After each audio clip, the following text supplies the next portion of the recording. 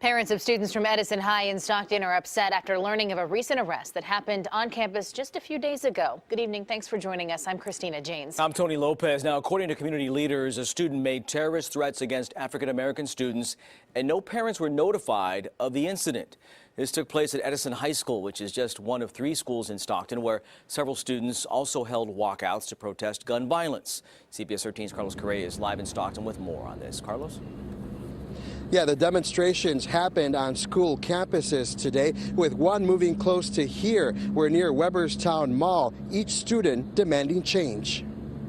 We're protesting no justice, no peace. More than 100 students at Edison High left their books behind and walked out of class to protest against gun violence. No justice, no peace. Students say they want change and they want it now. Some are calling school administrators and lawmakers to work harder to make classrooms safe again. I think the message is that they're tired of being scared to come to school. And they're dealing with kids. You deal with bullying, you deal with all kinds of things. 3 guns have been taken off this campus this year. Just recently at Edison High, a student was taken into custody for making terrorist threats against African-American students. Parents are upset because they say school officials did not notify anyone about the incident. I'm very, very, very disappointed with the district. We should have been aware. Why do you think they didn't tell you? I have no idea. It's sad.